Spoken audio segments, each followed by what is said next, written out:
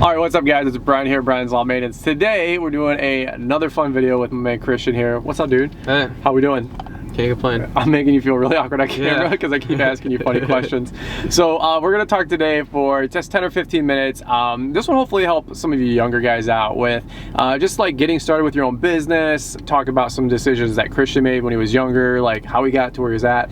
A lot of you guys probably saw his 2019 sort of like trailer setup video that we just shot about a week or two ago and did the whole walkthrough, which was really cool, really exciting. But I said, dude, I want to ask you like how you got to where you're at, because you've been in business for 4 or 5 years, right? You're making money, you're a young stud kicking butt, and there's a lot of other young guys that would love to be in a position that you're at right now with their business. Absolutely. So we're gonna do a little Q&A. I'm gonna ask him some fun questions. We're gonna keep it light, keep it quick, but hopefully you guys enjoy this. So let's check it out right here, right now. Make the ground shake.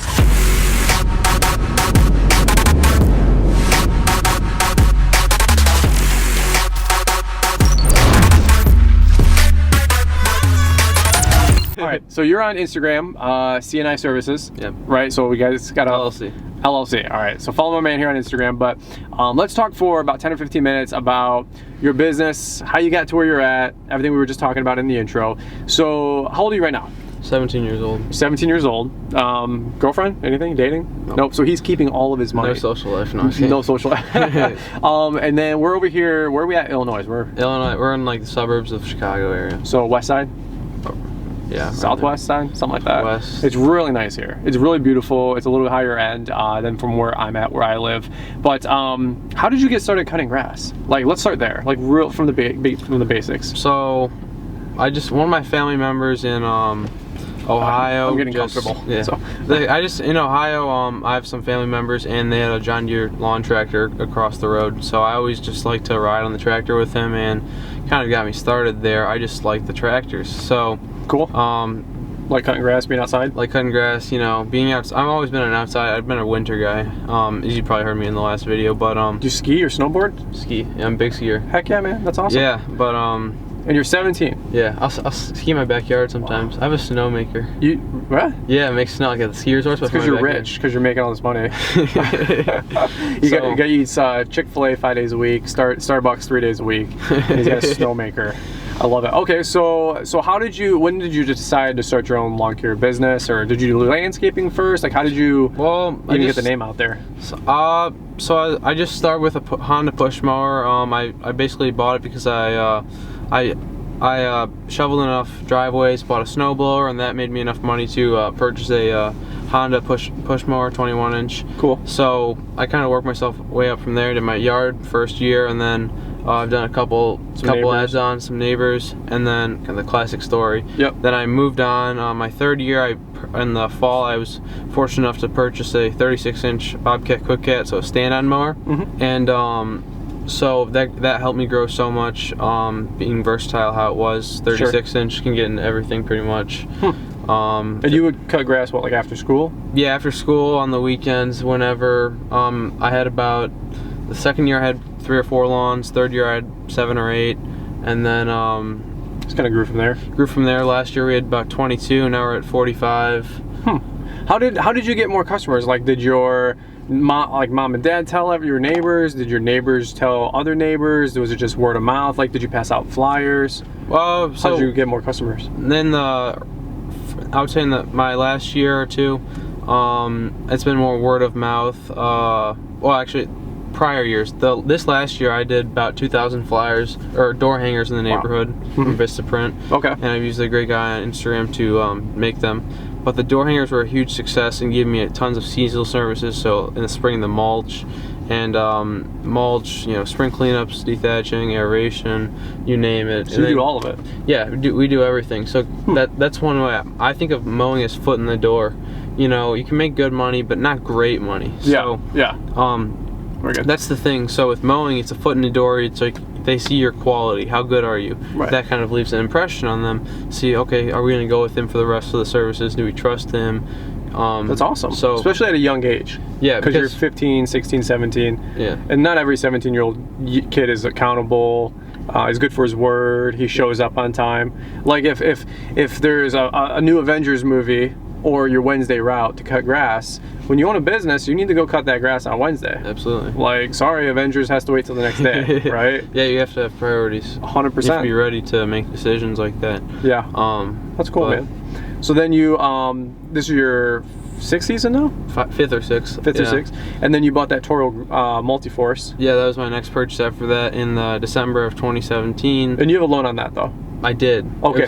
For 6 months. You paid that one off? Yeah, that one went quick because of snow. You were cleaning up on snow? Yeah, with the plow, with the 5-foot Boss plow. Mm-hmm. We had a good winter that year, luckily, and then that led me into the spring. I had dethatcher on it, spring cleanups, I have the accelerator bagger, and then mowing. So 6 months. It was just December to June or even May maybe. Just cleaning up. And so that was good. And then shortly after that, 2018, I purchased the truck in the fall. And do you have a loan on this? A note? Yeah. Through your parents? Through they co-signed on it. Yeah, parents had to co-sign, of course. Sure. So you're 17. You guys started at like 12, 13 years old. But like, what's some good tips for like young guys starting out? Like, imagine you're just getting going, and we always say like, you just got to start. You just got to pass out flyers. But that's good advice too. But you also have to kind of just think things through. Like you're a big safety guy. Yeah. Right. So like even little stuff like getting safety glasses and a vest, it was really important to you. Absolutely. Yeah, because when people, well, for me, since I did not have a trailer or use a trailer until late last year, everybody saw me. I had my same route every single week. Everybody sees me driving down the street on my mower, zipping around 7 to 11 miles an hour, whatever. So I have plenty of time for them to think about me. Right, right. Wave as you drive by. Yeah, it's your impression because they know every day, every time you're gonna come down that time. And their 30-year-old guy can't even show up on time. Yeah, yeah, no, but they're observing our professionalism. Yep, yeah, right. Having fun, zipping around. Yeah. Did you like keep your trimmer on your mower and like a backpack blower? Yeah, I mean, shuttle around. Hold it between maybe the deck hold up and down, or between like on the stand-on platform. It's in the backpack blower on the back, or the Or I mean, I didn't have always a backpack blower. I had a handheld for a lot of it, so I just put that between my legs and like hold it between my feet. That's one question I get a lot from some of these guys. So, yeah. So if you're, how do you transport everything? So yeah. My thing is route density. You make way more money. So if you start out with let's say you're able to afford a stand-on mower, you get a loan. You can just have a handheld blower and a trimmer, and you can put, I can give you advice. So I put my blower between my feet, so I hold that there, and then the trimmer you can just either hold with the hand or put it between the deck holder and the mower tower itself, and that's all you really need. That's cool. Just up and down the sidewalks and just yeah, but you don't want a mower, especially for me. I couldn't get a 52 because what am I supposed to like walk to the other ones with the 21-inch, right? Right. So you have to get something that's gonna be able to do everything, even if it sacrifices a little bit of time. It's like a 32, a 33, a 36 is a really good starting stand-on lawnmower. Absolutely. Or even a walk-behind, but standard will be twice as productive. Yeah, and I think it was definitely worth the investment because you get tired because I was by myself. Like there's like now is almost the workload is kind of almost easier because I have a lot of people working with me compared to before when I was, well, when you're 12 years old, nobody cares about making money. Right. Nice weather out. Oh, I want to be chilling outside, but no, I have to be mowing lawns. So it's kind of like the early in the business is when it's the hardest. 100%. I'm 12 years in, and you're already doing what I have accomplished 3 years ago, which is fascinating. But it's when you have all the nicer equipment, it's way easier, of course, right? Absolutely. So you just have to. But you got to grind it out. Work how do you get to that point, even? Let me ask you this about like reinvesting money. We were talking about that on the equipment setup video. So a lot of stuff that you have is paid for, but when you made money, you didn't go out and buy cool shoes and go, take girls out for like movies. Maybe you did a few times, okay? But like, but you know what I'm saying? Like you weren't like just blowing money on video games and stupid stuff. Like you were trying to work hard. And that's something that I really encourage younger guys to keep like reinvesting their money, because then you can pull money out of your business when you're in your 20s and your 30s, because you have this debt-free business that's all the nicest equipment. Do you think that was really important with getting you to where you're at today? Absolutely, yeah, definitely. Reinvesting, just gonna back into that one. I don't know, we got the trash guy here. I think we'll be fine. He does for a living. So. Yeah, he's pretty good. Yeah. All the dumpsters right now.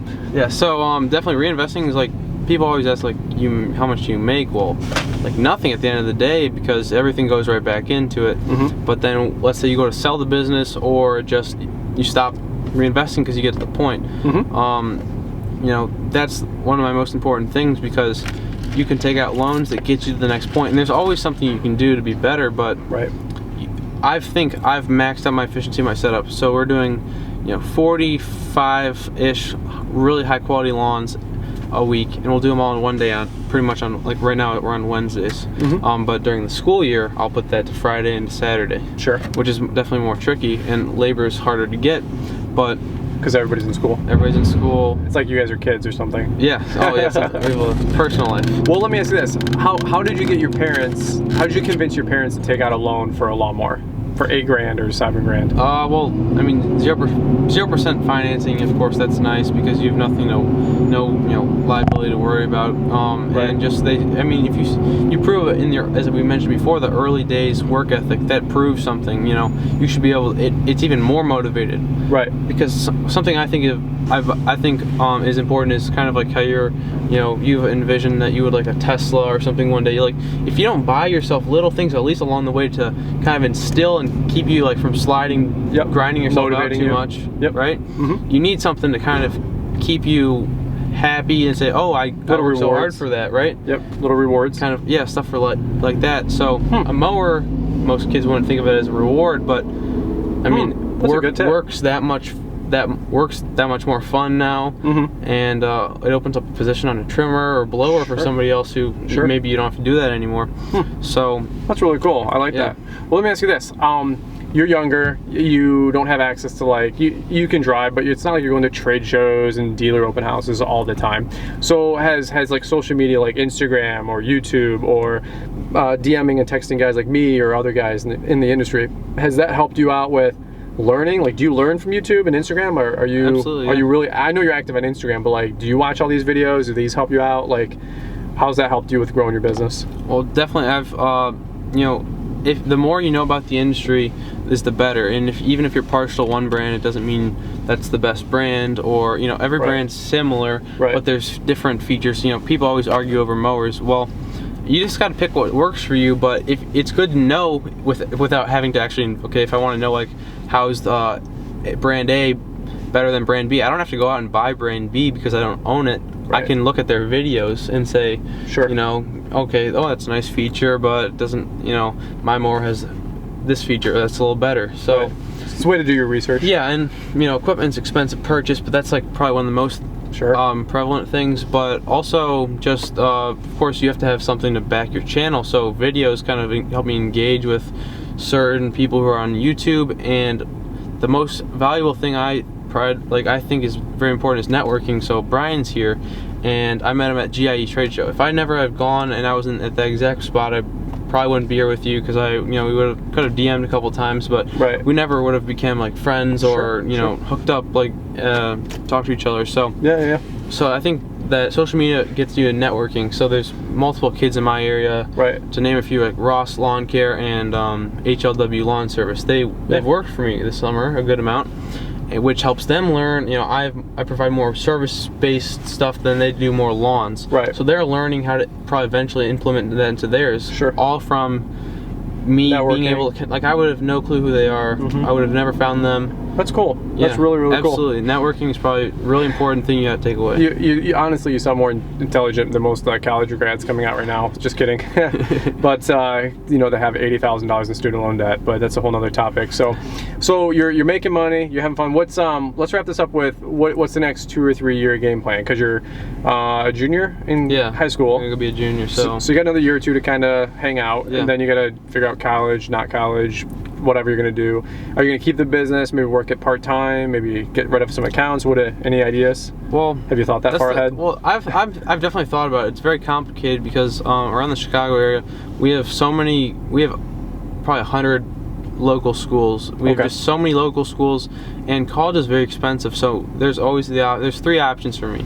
Well, I'm definitely gonna go to college. I'm stuck on that because that's what I believe in.